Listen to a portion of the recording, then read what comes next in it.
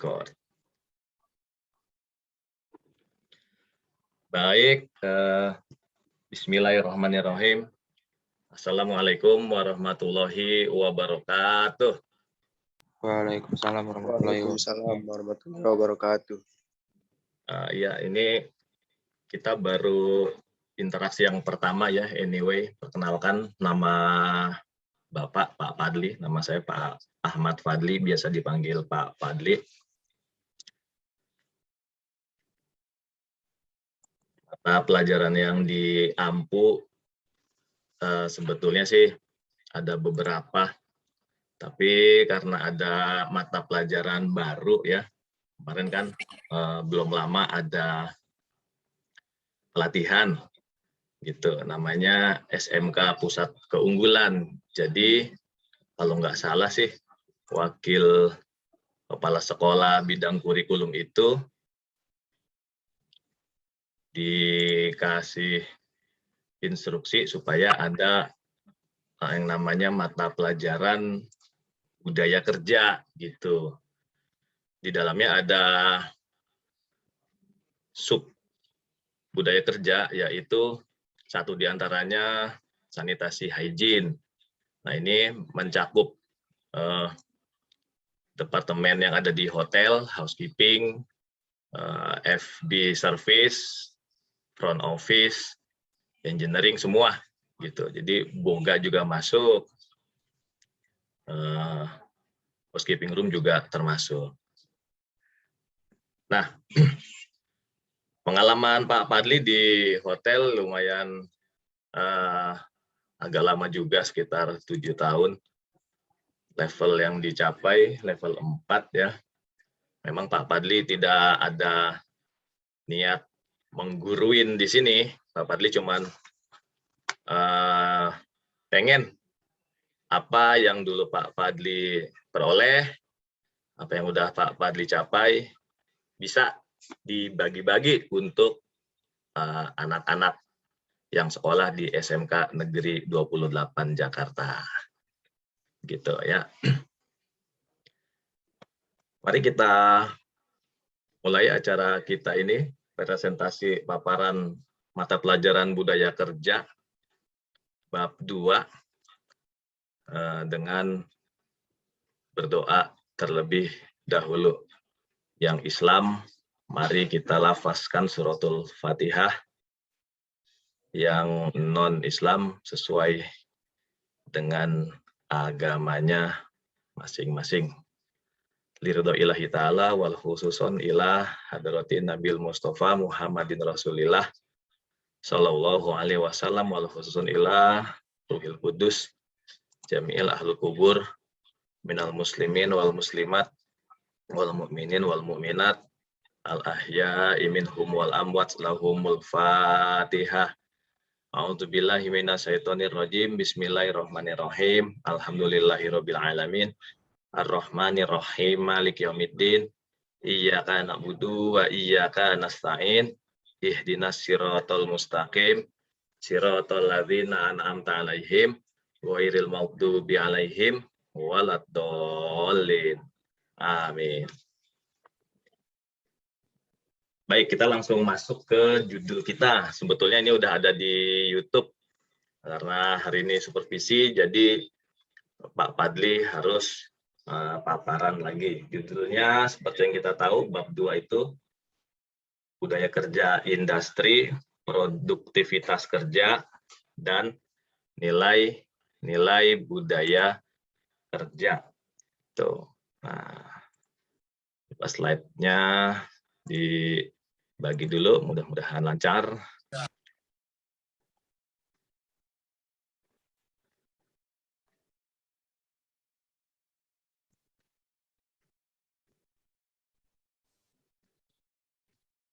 Apakah tampak anak-anak? Kelihatan, Mbak. Kelihatan. Oke. Ini judul kita ya. Sebelumnya pada bab 1 kita menganalisis definisi terlebih dahulu. Pak Fadli yakin kalian udah paham semua definisi budaya, definisi kerja gitu.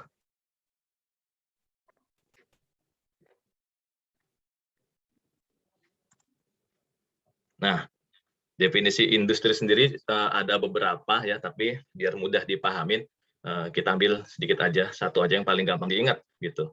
Industri itu definisinya adalah segala sesuatu yang menghasilkan uang begitu ya. Di antara dari para pakar yang menerbitkan teori-teori tentang definisi industri. Ada juga yang mengatakan bahwa industri adalah mengolah bahan mentah menjadi setengah jadi, menjadi bahan jadi, dan seterusnya dan seterusnya. Ada beberapa ya, tapi supaya gampang diingat, industri itu adalah segala sesuatu yang menghasilkan uang, ya minimal menghasilkan yang bermanfaat lah, begitu. Ya baik. Budaya kerja industri adalah falsafah yang didasari pada pandangan hidup. Yang berhubung kita ini adalah orang Indonesia, berarti kan pandangan hidup kita Pancasila kan gitu. Nah, jadi diawali dengan penanaman nilai-nilai yang baik, kerja ya harus ada yang namanya budayanya sebelum dimulai pekerjaan itu sendiri, gitu. Sebagai nilai-nilai yang menjadi sifat, kebiasaan, pendorong yang dibudidayakan dalam suatu kelompok sehingga menjadi tindakan yang terwujud sebagai kinerja, begitu. Kita tahu ya, sifat itu masih bisa gampang dirubah, masih bisa dirubah. Tapi kalau watak, ini teori genetik, kalau watak agak susah gitu. Kalau sifat manusia yang kurang baik kan bisa dikasih pelatihan, kemudian bisa berubah sifat itu menjadi baik gitu. Kalau pandangan hidup kita, kalau yang beragama Islam ya berarti pandangan berarti pegangannya gitu, kitabnya. Yang beragama lain juga sesuai dengan kitabnya masing-masing. Kemudian ya dijadiin kebiasaan ya, bisa karena biasa, able because usual gitu. Jadiin pendorong atau motivator yang dibudidayakan. Dibudidayakan itu kan berarti sengaja gitu. Semakin dan semakin diperkuat, semakin diperbanyak dan diperbanyak, semakin dan semakin terus ditingkatkan dalam suatu kelompok. Nah, karena kelompok yang ada di sini adalah para pekerja atau pegawai, ya berarti kelompok di tempat kerja. Kalau kita ini kan anak SMK, calon orang yang siap kerja kan begitu. Menjadi tindakan yang terwujud sebagai kinerja. Nah, definisi kinerja sendiri adalah hasil dari kerja yang dilakukan oleh seseorang. Gitu. Wah, kinerja kalian semua bagus. Gitu. Misalkan kata seorang bos, karena kan kinerja kalian bagus, ayo kita umroh. Nah, ya semuanya pergi umroh dibiayain oleh perusahaan ini umpamanya gitu. Kinerja berarti hasil kerja. Berikutnya produktivitas kerja. Nah, ini perbandingan kegiatan antara aktivitas keluaran atau outcome atau output dengan efektivitas masukan sebagai sikap perbaikan dan peningkatan kinerja. Nah, kalau keluaran di sini kan output itu bisa berupa produk-produk gitu. Produk itu ada barang, ada jasa, termasuk juga software ya kan, termasuk juga YouTuber. Kemudian mereka mendapatkan uang, atau orang-orang yang bikin aplikasi kemudian mendapatkan keuntungan dan seterusnya gitu. Ada juga yang berupa keluaran itu outcome ya. Outcome itu berarti lulusan-lulusan gitu. Misalkan lulusan SMK, jurusan perhotelan gitu, atau para trainee ya, anak-anak yang pada melaksanakan program on the job training di sebuah tempat gitu. Bahkan juga outcome juga bisa dikatakan contohnya yaitu pegawai-pegawai yang mengikuti diklat pendidikan dan latihan atau BIMTEK begitu. Nah, itu diistilahkan dengan keluaran atau outcome begitu. Dengan efektivitas masukan input ya. Input berarti apa yang ada di dalam perusahaan terus diolah bagaimana caranya bisa menjadi sesuatu yang menguntungkan, begitu. Sebagai sikap perbaikan dan peningkatan kinerja.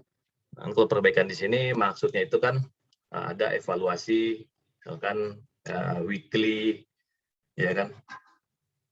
Di situ manajer-manajer ngelihat dan memperhitungkan ini kinerja kita meningkat atau menurun. Kalau meningkat, bagaimana kita pertahankan atau terus dilanjutin lebih meningkat lagi. Kalau menurun, kenapa bisa begitu?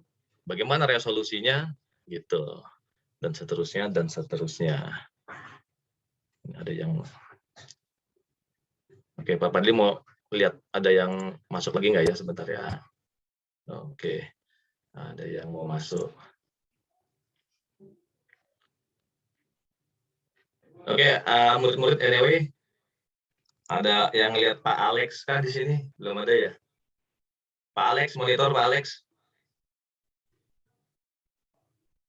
Pak Alex, monitor.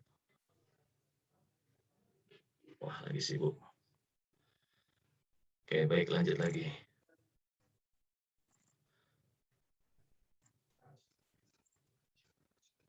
Nah, sekarang kita lanjutin nilai-nilai budaya kerja. Nah, menurut buku pegangan yang kita pakai untuk referensi, yang kita gunakan untuk referensi, nilai-nilai budaya kerja itu adalah bagian dari program pemerintah tentu ya.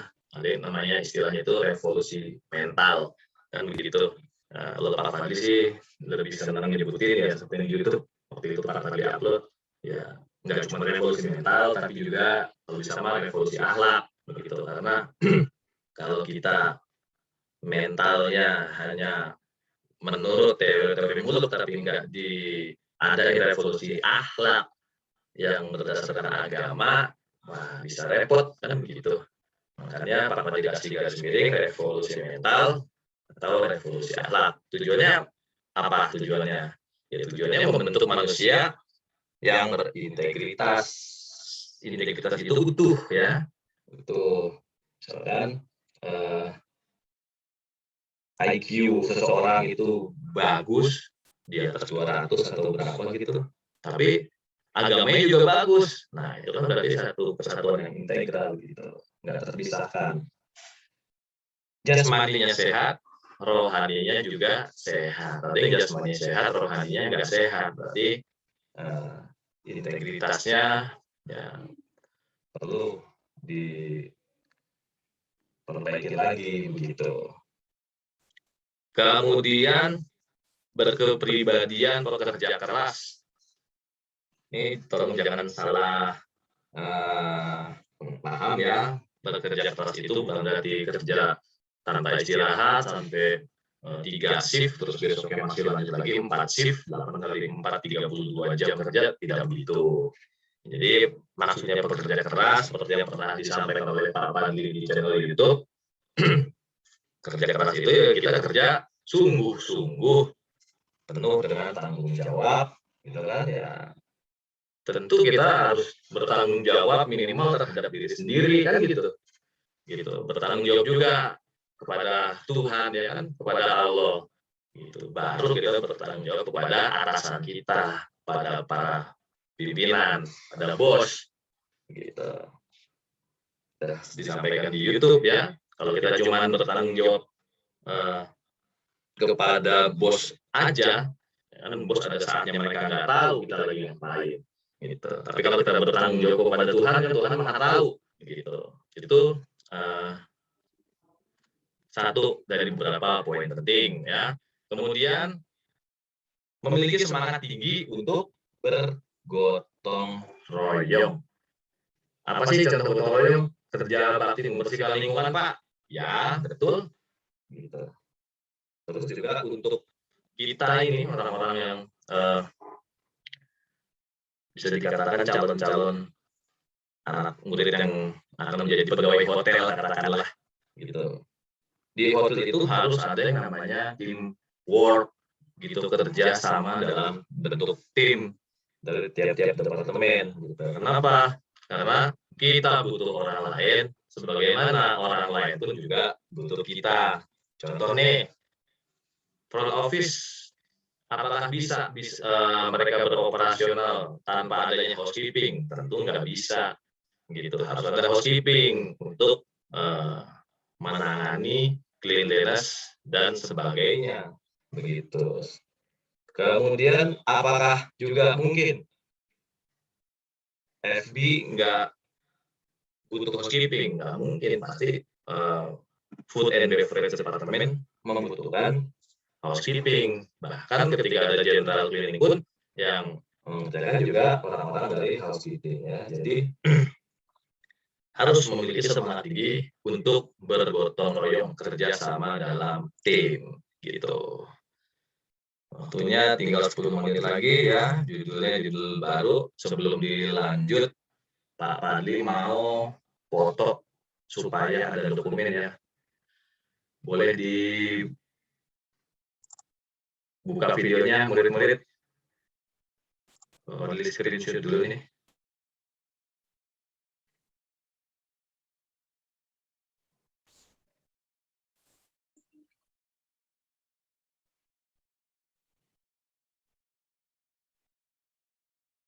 Hekal udah, Rapli belum, Amel belum, Aisyah belum, Robiatul juga belum.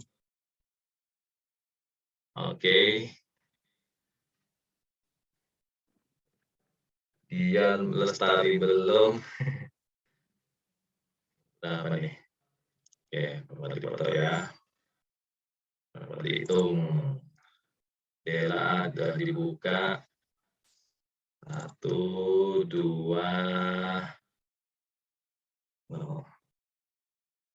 1, 2, 3. Save 2, 3 kali deh ya. Baru sekali, 2 kali lagi masih banyak yang belum dibuka. Oke, picture screenshot. Oke. Dian udah. Najipa belum. 3 kali biar Abdul. Lagi ya, anak-anak ya. Apa dihitung lagi? 1, 2, 3. Save dulu. Oke. 1 kali lagi. 3 kali biar Abdul. Baru hitung lagi. 1, 2. Bebas deh. Yang ada kameranya nyala tuh. 1, 2, 3.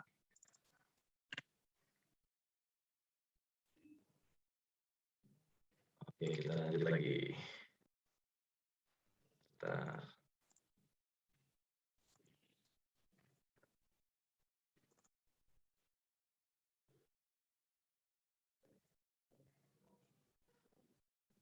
Baik, kita lanjutkan.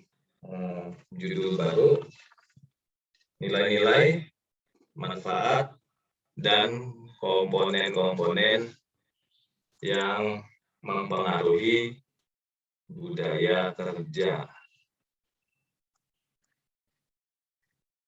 Oke.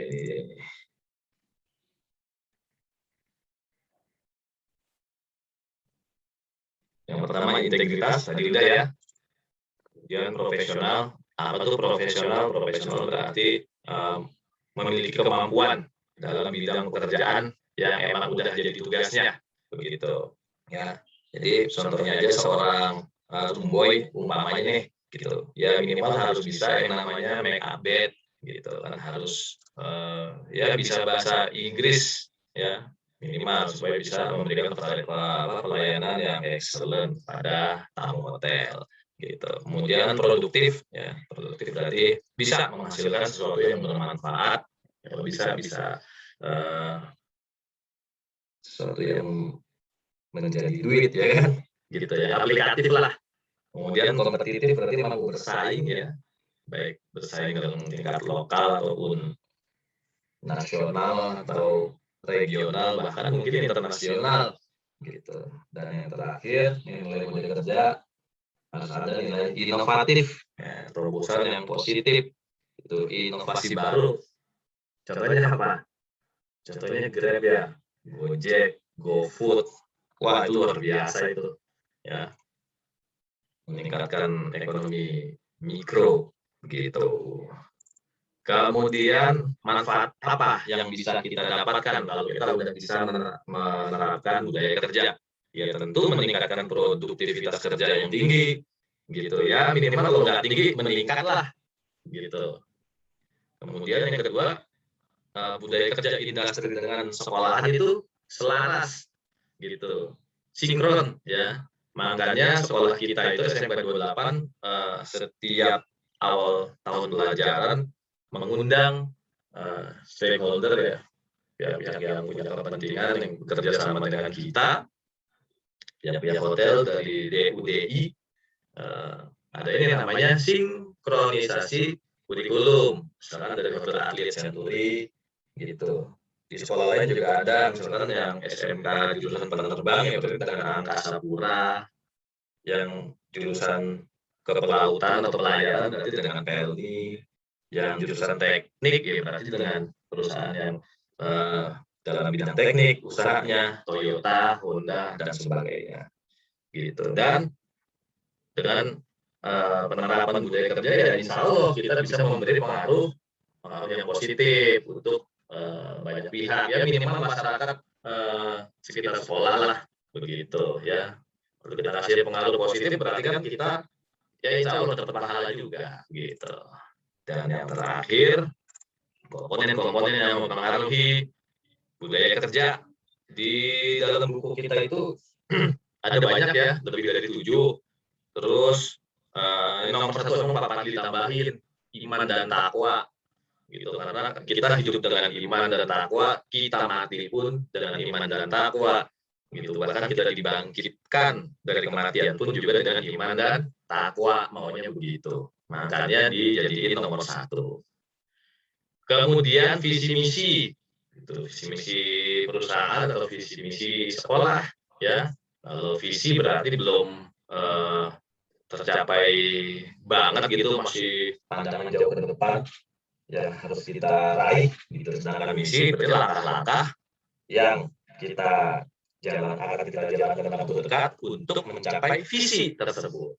Contohnya kayak SMK 28 punya visi dan misi bekerja sama dengan DUDI yang bertaraf internasional, dunia industri dan dunia usaha, ya, dunia usaha dan industri yang bertaraf internasional. Kita ke luar negeri itu muridnya 28, ada yang di Jerman, alhamdulillah. Apakah boleh ditingkatin nggak visinya? Oh, kita pengen kerjasama dengan Amerika Serikat misalnya. Boleh aja, namanya visi, ya kan? Gitu. Kemudian nilai-nilai positif ini juga udah kita bahas ketika awal-awal pembelajaran bab 1.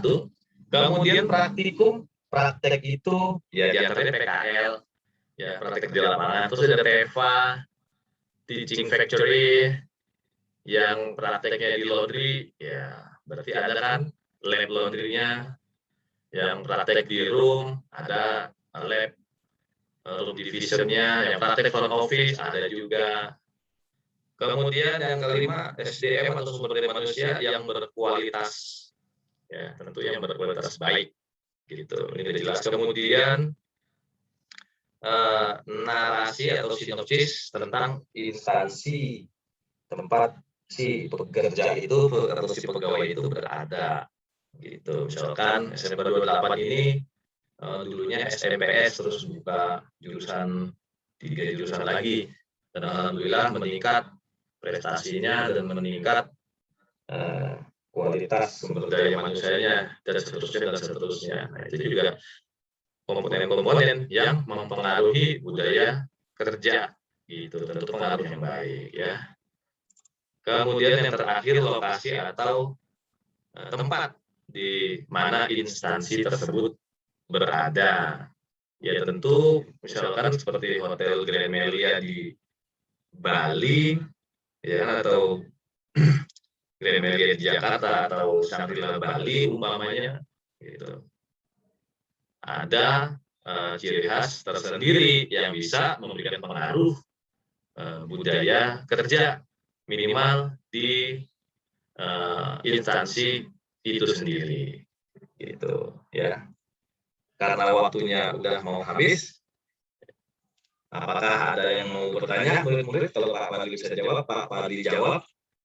Silakan sesi tanya jawab. Dela mau tanya, Dela? Atau Dian ini yang bikin kolase, Dian ya? Iya, Pak.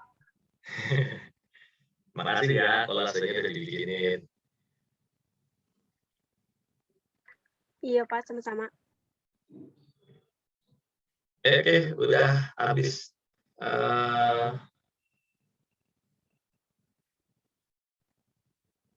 Waktunya tinggal beberapa waktu lagi ya, tinggal beberapa menit ke depan. Kalau nggak ada yang bertanya, berarti Pak Fadli anggap cukup jelas.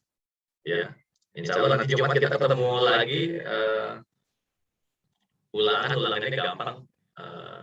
Pakai Google Form, Insya Allah. Begitu.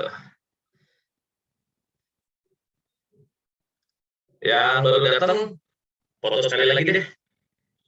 Dibuka kameranya yang baru datang. Bapak hitung ya. Oke. 1, 2, 3. Sebentar. Di-save dulu. Oke, sekali lagi Pak Fadli foto. Dibuka kameranya ya. Terutama yang baru datang nih. Oke, berhitung 1, 2, 3. Oke, gue Fadli save dulu. Nice, oke, zoom in.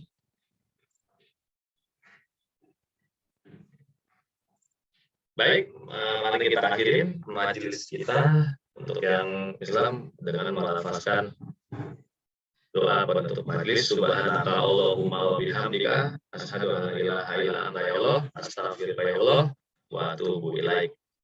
Dari Pak Fadli ucapkan terima kasih banyak dan mohon maaf. Sampai ketemu lagi. Ya, tetap semangat, tetap jaga iman, tetap jaga kesehatan, dan tetap bersabar. Selamat berjuang. Semoga menang. Salam 28 Jaya. Boleh Alif, anak-anak, silakan.